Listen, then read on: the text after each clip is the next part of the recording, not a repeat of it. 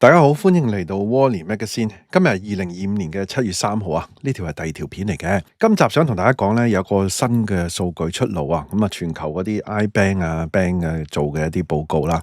咁啊，原來呢，香港生活嘅質素急跌啊，去到第48位啊，即係遠低於好多嘅一線城市添。當然啦，你唔好同第三世界嗰啲比較啦。有冇咁差啊？真係咁啊，當我睇翻呢佢嗰啲報告啊，睇翻佢點解會咁講，同埋有好多數據去睇係咪合理咧？咁樣嗱，樓價咧近年已經跌咗30%啦，咁啊跌咁多咧都冇用喎。原來咧仍然係全球最貴都唔緊要啊，最慘係最難負擔啊，難負擔過一啲咧好艱難嘅國家添啊。咁啊，到底租金咧？喂，原來租金咧又唔係叫最貴喎啊！咁啊好多地方貴過香港喎。咁啊，不如去片啦，同大家拆解呢個報告，同埋咧討論呢個情況，同埋咧想講一樣嘢咧，其實最恐怖咧都唔係佢生活質素下跌同埋樓價最貴，呢個唔係最恐怖，最恐怖係乜嘢呢？去片喺開始之前，希望大家免費訂閱我頻道 ，subscribe 我 channel，comment like 同埋 share 埋俾你朋友啊！如果可以嘅話咧，免費 join 埋我 Patreon 作為後備，行有餘力嘅話咧，可以喺 Patreon 嗰度咧每個月請我飲咖啡嘅噃。另外咧，我有一個最高級別嘅會員，咁啊有額外嘅內容啊，敏感嘅議題同埋一啲付費嘅內容俾大家嘅，多謝大家。好嘛，credit 翻啲媒體來源先。咁啊，南華早報啦，咁啊有一篇報道啦。咁啊，亦都係咧台灣嘅自由財經啦，同埋咧工商時報咁啊，綜合咗佢哋嘅報道啦。其實咧，佢哋就引述咗呢份報告喎。嗱，根據咧德意志銀行嘅研究所嘅2025年世界價格地圖嘅報告啦，香港市中心嘅住宅咧，平均每平方公尺係講緊係25,946美元啦。咁啊，折合翻港幣幾多咧？係20,02,379蚊，即係1美元當7個8咁計啊！咁啊，如果你話咧，咁啊，佢哋直接報道翻呢個咁啊啲媒體啊，但係咧，我覺得咁樣咧唔夠貼地啊！大家聽落去咧，喂唔爽啊！自己要咧轉嚟轉去啲單位啊，咁我將佢咧換算成為香港常用嘅單位啦。咁啊，呢個價錢咧等於每平方尺咧18,800蚊港幣嘅。嗱，雖然咧近5年啊，佢哋話樓價大概跌咗20%，咁啊佢講緊可能用緊一啲咧冇咁跌得犀利嗰啲地方嗰啲位置嚇，咁啊但係其實香港嘅樓價咧，根據咧即係中原 CCL 啦，其實由2021年9月嘅高峰比咧，都已經跌咗近30% 噶啦。根據我哋報道嗰啲實際咧，唔少地方跌咗40%添噶啦，已經係好啦。咁樣當佢跌咗30%咧，個報告話啦嚇。嗱，但係咧香港咧依然其實咧。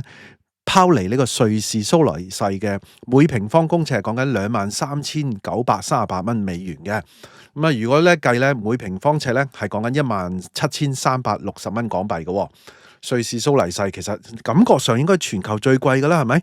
嗱，新加坡同紐約咧，咁啊亦都係貴過佢哋嘅，咁啊坐穩咧全球最貴嘅城市第一把交椅啊香港，嗱呢樣嘢威啦，跑咗第一啦，考第一啦。咁呢樣嘢考第一係咪好事啊？梗係唔係好事啦，係咪？咁啊，你仲要睇下嗰啲人負唔負擔得到啊嘛，係嘛？你係咪個個油王先？如果你係個個油王咁多錢，咁啊最貴咯，有乜所謂啫？係嘛？喂，不過咧講開油王咧，杜拜只係香港嘅40%啫喎，個樓價又唔使交稅。哎呀，唔怪之得啦，嗰個咩啊？咩嗰個奧蘇里雲係嘛？哇，做晒 PR 啊，成日嗰個人才計劃嚟香港啦，高調咪依家又走咯喎，走都走得高調嘅喎。好啦，繼續講翻呢個報告啦。點解跌咗咁多咧？都仲係咁貴咧？呢幾年係嘛？嗱，報告話咧，香港嘅經濟唔穩定啊，咁啊高嘅按揭利息啦，地緣政治緊張噃，都係咧壓住樓價嘅原因。嗱，但係咁樣壓翻低個樓價應該好事啊，係咪？起碼一個指標好事先啦。但係仍然係最貴。咁點解咁咧？香港樓價同其他城市嘅國際大城市比咧，仍然係貴到離譜啊！對於咧普通人上車咧，都係一個天文數字。咁啊，當然啦，其實喺香港咧，最慘係咩咧？最慘係中產咧，都要攞去即係講緊收入嘅一個可觀嘅部分攞去咧，就供樓啊，或者係買樓啊等等啦。除非你做生意，而且仲要好成功咁樣啦。如果唔係咧，中產咧住啊，相對都係比較細嘅狹窄嘅居住環境啊。我講緊係中產喎。當然啦，你話曾俊華都叫中產咁樣啦，係嘛？咁啊，曾俊華中產都好多個 segmentation 嘅。以前我哋做過咧，就係話咧，啲中產 segmentation 可以分30幾個級別嘅喎，啲中產嚇。嗱，呢個報告咧，樓價最貴未必一定係唔好噶嘛，可能係 positive 嘅咧，唔係 negative 咧。講到人，香港人係個慘況其實應該要睇佢個負擔啊嘛，貴得嚟，負擔最難負擔。我假設你排最尾啦，最平啦，但係你仲係最難負擔，呢個先慘啊！最貴但係最難負擔係最慘啦。嗱，講到負擔能力咧，香港咧亦都真係咧贏晒，唔係話負擔能力啊，係最難負擔啊！有一個叫做 Demographia 咧，咁啊呢個國際嘅房價負擔能力調查報告啦。咁啊原來咧香港已經係連續第14年咧全球最難負擔嘅樓價城市喎。原來一個普通家庭咧要攞晒全部收入，唔飲唔食，要16.7年咧先至可以負擔到香港嘅樓價，先至夠錢買一個咧講緊一間平均樓價嘅住宅噶，唔係咩最貴嗰啲啊。雖然咧比1年前咧，1年前仲癲啊，18.8年啊要，依家咧好咗，因為跌咗嘛。但係同其他城市比較咧，香港嘅負擔咧，即係個按揭嘅負擔係150%啊，即係咧按揭開支咧佔稅後收入嗰個比例啊，哇，係全球最嚴重嘅城市嚟噶，沒有之一啊，係最啊。相比之下咧，你睇下。呢度有噶，哇！大家你睇下，相比之下，你睇下其他主要嗰啲城市，嗱，新加坡嘅負擔能力嘅3.8年啫，哇！英國咧5年，係嘛？美國啦，美國4.8年啊，話英國咧就即係呢幾年咧嗰個樓價咧處於高位啊，係嘛？呢成過去1年都升，最近呢1-2個月咧就跌翻啲，咁啊，但係咧嗰啲咧都唔係話好似香港以前咁樣，哇，升幾百個 percent 喎，而家跌翻落嚟3成咁誇張嘅喎。你睇下香港係贏晒其他噶，冇得好講啊呢啲嚇。其實好可憐啊，香港人係好可憐，香港人係勤奮噶嘛，係嘛？但係呢個都唔係最恐怖喎，最難負擔都唔係最恐怖啊！後面咧片後面先再同大家講啊。嗱，除咗講樓價啦，講緊買樓啦，咁租咁樣又點咧？喂，租嘅情況咧當然唔樂觀啦，嗰個租金一路升啊咁樣噶嘛。但係咧其實啊，香港嘅租金咧都唔係最貴噶啦。咁即係話咧，如果你樓價最貴，租你要去到最貴先拉扯平均啊嘛，同其他地方係嘛？咁啊當然啦，唔平都係辛苦嘅。但係咧，原來咧香港一間咧3房嘅單位咧，平均嘅租金咧係講緊咧4807美元嘅，即係大概喺37500蚊啊，3房單位啦。嗱，根據咧中原地產數據顯示啊，嗱今年咧5月份咧香港平均嘅每平方尺嘅租金咧去到38個1港幣噶啦，係6年嚟嘅新高喎。嗱，喺德意志嘅報告入邊咧，香港嗰個租金咧每平方個公尺嗰個尺價610美元啦。咁啊以3房計咧，即係話咧其實70平方公尺計咯，咁樣啦，即係617美元啦。咁啊換算翻嚟咧，其實咧每平方尺咧係57蚊港幣噶。咁咧當然啦，嗰啲係計個市區啊咁樣啦，嚇即係方便啲。我哋訂你唔係計到去 Lofoten 啊嘛，係咪先？嗱，反映咧其實租金咧都係貴到驚人。不過咁頭先我都係咁講啦。如果你相對全球啊嗰個排名咧，其實咧香港唔係最貴噶，紐約貴過我哋噶，新加坡貴噶，波士頓、倫敦、三藩市、蘇黎世都係貴，但係佢哋咧買個樓咧平好多噶嘛。咁即係話咧嗰個樓價同埋租金咧，仲有個好嗰個 gap 喺度啦。即係話咧，租金其實應該咧要再升翻好多，去到咧咁全世界最高嘅樓價，個租金要上翻好多咧，先至咧拉扯平均翻嗰個合理嘅一個距離水平。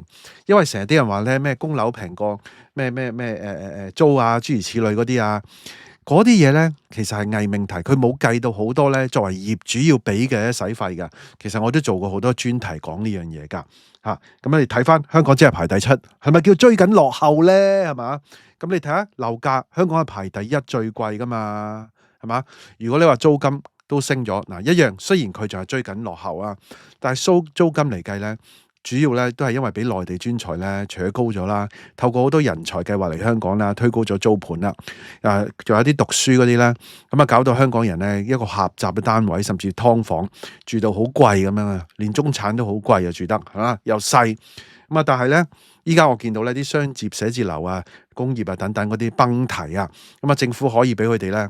即係啲業主咧改變用途，咁啊啲酒店改變用途，咁啊會有大量嘅單位咧推出市場咧應市啊，作為嗰啲學生宿舍啊諸如此類嗰啲啦，咁啊應該咧有冇機會對租金咧會受到影響會跌咧？咁啊呢個咧要拭目以待，要觀察噶啦。咁啊你睇住啲政策去做嘢咯，係咪啊？好啦，咁樣講到生活質素方面啦，點解咁慘咧？其實最慘係咧香港嘅高樓價同埋租金啦。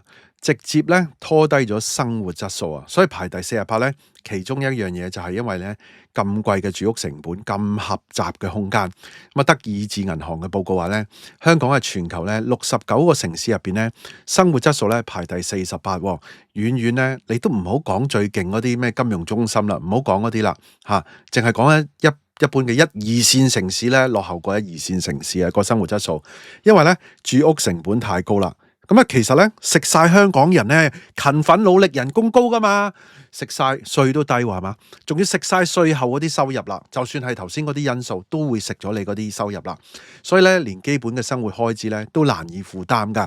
同新加坡呢啲咧，莫講話新加坡啊、倫敦、紐約呢啲城市比爭好遠噶啦，已經係。同嗰啲2線嗰啲咧都係㗎，咁啊，所以咧香港唔單止咧要俾貴租同供樓貴啊，而且要面對咧狹窄嘅居住環境、高嘅壓力、生活嘅節奏啊，你要揾咁多錢，你自然有好多壓力同埋好多生活節奏啊、做嘢啊各方面啦，使錢啊又要計住啊，係咪？咁啊報告提到咧，金融中心嘅高樓價咧，通常咧係會影響生活質素，但係香港嘅嗰個情況係特別嚴重啊！其實個報告唔係求其講幾句喎，個報告好長喎，你上網 search 喎，佢有好多樣嘢啊，每樣嘢幾貴啊，成本啊，諸如此類啊，佢綜合計算埋一齊嘅。咁啊，住屋問題咧，其實係香港人嘅痛點，但係亦都係嗰句，唔係最恐怖，後面再講啦，最恐怖嘅。睇下其他城市啊，德意志銀行嘅報告咧都有提到芝加哥啊、利雅得啊、約翰內斯堡啊、布魯塞爾同埋咧伯明翰，全球樓價咧負擔能力最高嘅城市啊。咁啊，住屋成本咧相對收入嚟計咧比較低，即係呢啲地方啊，即係佢哋，但係當然佢哋有啲收入低，有啲收入高啦。咁但係佢個樓價相對之下，佢嗰個負擔能力係你要計呢樣嘢嘅，唔可以淨係計一個死數咧就長通街就話好正或者好差噶嘛。你幾樣嘢綜合計完之後，你就覺得嗰個係咪痛苦指數啦？係嘛？嗱，相反咧，布宜諾斯艾利斯啊、伊斯坦堡啊，同埋咧莫斯科、孟買、開羅等等城市咧，嗰個住屋嘅負擔能力咧都好差啦，即係都好痛苦啊！住呢啲地方都好痛苦啊，因為收入咧相對佢嗰個住屋咧，形成嗰個負擔要好耐先至供到層樓啊，買到層樓咁樣啦。嗰個按揭開支嘅比例咧都高嘅，亦都屬於全球最難負擔嘅城市之一啦。佢哋係之一啊。但係同香港比咧，有排你哋都未有得比啊！呢樣嘢考第一啊，即係嗰個最難負擔情況最嚴重，香港係排第一，而且咧唔單止係淨係排第一，頭先講咗啦，係連續14年排第一啊！但其實咧，我覺得呢個都冇問題。如果你個城市嗱最恐怖係咩？依家講啦，其實嗰個城市。如果你係一路向上、一路上進，樣樣嘢都一路向前，你又好，你嘅樓只會越嚟越貴。你今日最難負擔有咩問題啊？未來前景一片光明，好過晒你哋好多嚇。3年後我又勁過你1倍，10年後我又勁過你10倍。咁今日我最難負擔，有乜問題啫？問題就係嚟自啦。如果同其他嗰啲城市比，我哋嗰啲基本因素今日係結構性嘅轉變，樣樣嘅指數崩提，樣樣嘅支柱等等各方面，唔係全部係好多。即係你身體檢查200個指標，好啦，我當你唔好多啊，我當你80個指標有問題啦，有可能有甚至乎有10個指標靚仔到爆嚇，80個指標有問題，咁你呢個人要唔要得？你呢個人梗係驚啦，係咪？係有問題啦，係嘛？好啦，一個普通嘅家庭咧，呢個報告頭先講咗啦，16.7年咧先至買到層樓，遠超其他城市。另一邊廂咧，搶人才計劃贏咗嗰個咧，杜拜啦。杜拜搶咗咩人才啊？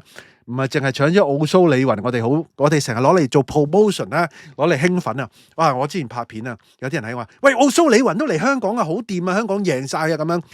走咗啦，依家係嘛？杜拜搶咗奧蘇里雲，其實唔止啊。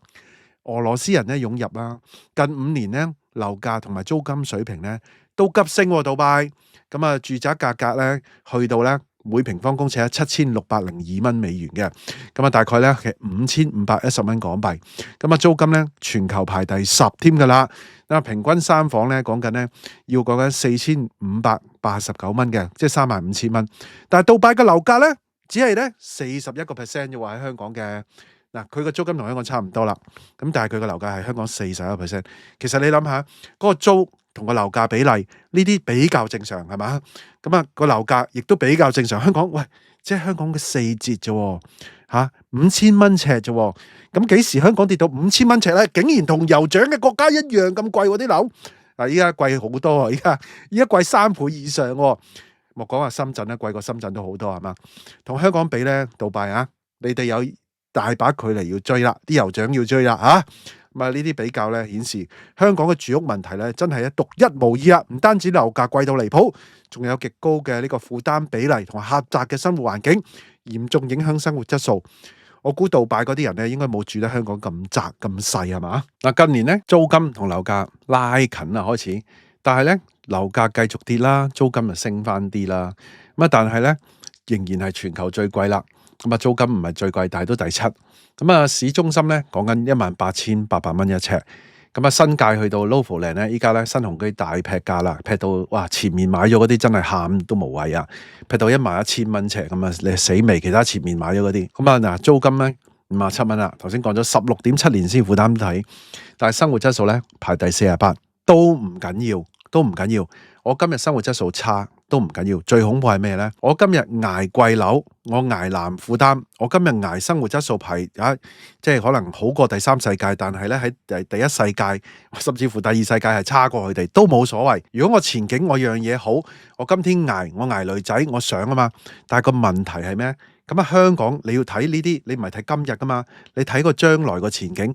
咁到底我嘅結構性嘅因素，我各方面嘅嘢，零售啊、物流啊、貿易啊、科技啊等等呢啲所有嘢，係咪我好有希望會升先？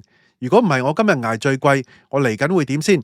呢個問題咁唔 make sense 係會維持落去？其實點解過去14年維持最難負擔都可以維持落去？嗱，雖然過去2年跌咗2年啦，係嘛？即係之前要18.8年，而家16點幾年，但係點樣可以維持落去？就係因為你只要你個城市一路進步，一路係好景，一路向上，咁你咪繼續維持落去，連續或者係連續20年全世界最難負擔最貴啊！但係唔係啊嘛，向下走啊嘛，呢個先至係咧最恐怖嘅地方啦。因為人哋貴，人哋難負擔，但係咧人哋個前景好，人哋咧一路向上嘅，咁所以咧你依家一路向上，梗係有個 premium 啊嘛，咁啊貴咪難負擔咯。咁呢個 premium，但係你有個 reward 啊嘛，個 reward 就係將來會 better off 一路向上好啊嘛。你同新加坡點 benchmark 咧？嗱，新加坡咧我就想講，雖然咧佢咧就係講緊嗰個難負擔係少，因為佢有個房屋政策，佢唔係用嗰個樓房咧主導個經濟係咪？咁啊，但係咧佢其他嘢都貴嘅喎。你作為一個中產咧，除咗你住屋，你有其他嘢啊嘛，好多嘢其實都貴過香港嘅喎。但係個問題咧，你喺新加坡捱嘅時候，佢個城市個前景非常好，你一路捱，一路負擔能力難咁。但係咧，你後面係上，你個 premium 你俾得值啊嘛，唔好講樓啊，即係唔好講緊嗰個住屋添㗎，甚至乎我講緊成個城市嗰個負擔啊。而香港你相對其他地方，頭先你就算係蘇黎世啊等等嗰啲，會唔會之後人哋差過我哋咧？定係我哋之後我哋暗淡啲咧？定係點咧？所以我就係話最恐怖就係呢一點啦。嗱，今集完啦，咁啊，大家有咩睇法咧？喺下底留言啦。大家都聽到嚟呢度啦，希望大家 like 埋呢條片啦 ，share 埋俾朋友，記得未 subscribe 嘅要 subscribe 埋啊，可以嘅話 join 埋我 Patreon啦，多謝收看，拜拜。